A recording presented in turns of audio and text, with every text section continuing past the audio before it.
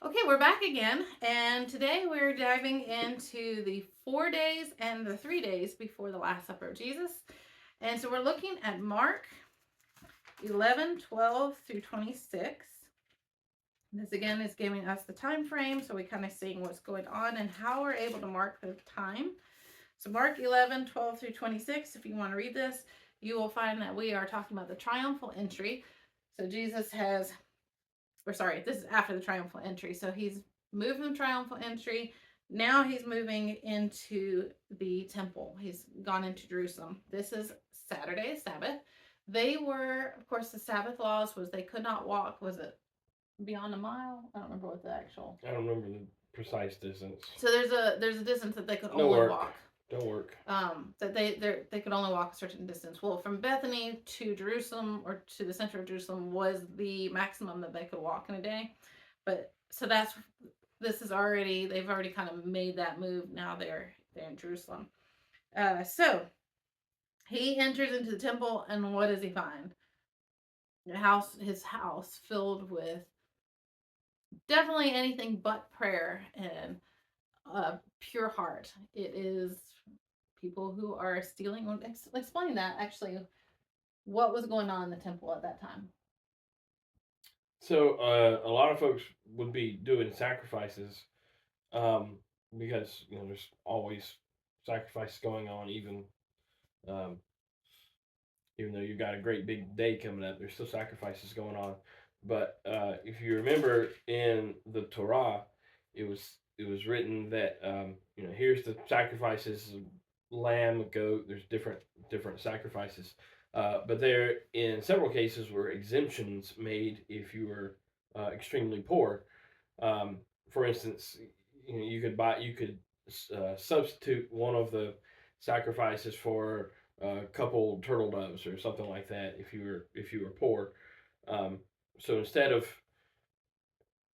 I mean, the ideal back in the days when the Torah was written was that you brought your own sacrifice from your herds. But by the time of Jesus, in the Second Temple period, um, some well, a lot of times for folks who didn't live in the more pastoral area, they could purchase animals that were okay for sacrifice there at the temple. That included if you were poor, you could buy the turtle doves there. So, but the object was if a cow cost you 100 shekels, the turtle dove is supposed to cost like five. Something that poor people could afford.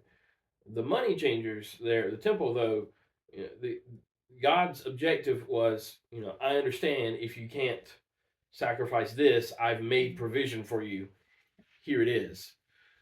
And the money changers were taking that, and instead of 5 cents for a turtle dove or 5 shekels for a turtle dove, whatever, it's now like 25 or 30. Like they were charging an exorbitant amount that clearly was not in the spirit of what Yahweh had said in the Torah. He was giving provision for even those who couldn't do this level.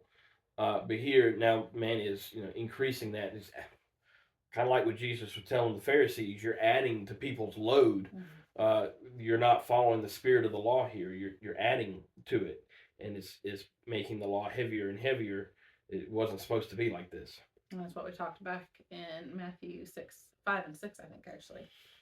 So the other thing that's happening in this particular passage is in 11, right before he goes to clear the temple, as they're walking, of course, after the triumphal entry, and they're going into Jerusalem, they see a fig tree. And Jesus curses it. But what he says is, may no one ever eat from your fruit again. Disciples hear him say this. Then Jesus goes into the temple.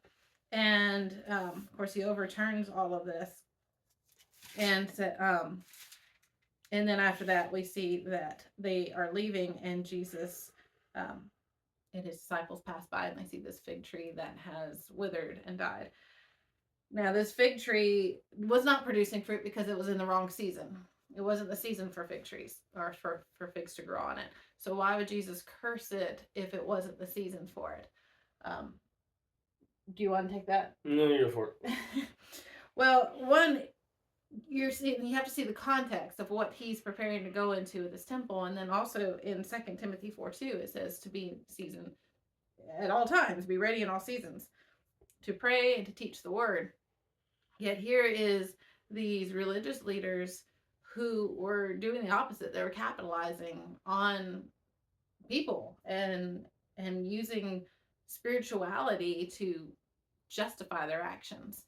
So they were totally fruitless in all that they were doing. Usually in the Tanakh, when Israel is Yeah. doing good, they're represented as an olive tree. Yeah. When they're not doing good, and the prophets are having to say, God says, thus saith the Lord, then Israel's represented as a fig tree. Thank you. I forgot about that point.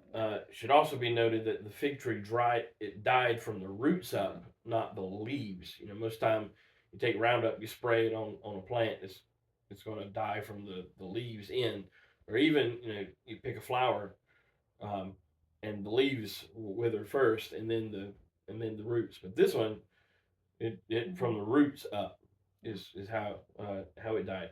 Also, should be noted that Jesus didn't ask the Father to curse the fig tree. Mm-hmm. He did it himself, even though he had put aside all of his godhood powers, which a lot of folks will say, we don't ask. You can ask God, but you shouldn't keep asking God. God expects you to speak to a situation at some point, and for the Holy Spirit to move through you, not you asking the whole time. Like, you have to put feet on what you're doing, what you're saying. That's a good point. Okay, so the last part of this is also, this begins the 4 days of inspection, which we're actually going to talk about next, because that is 3 days leading up, but beginning 4 days before the Passover, there is this inspection that takes place of the Passover lambs. So what does that look like for 4 days that they're inspected?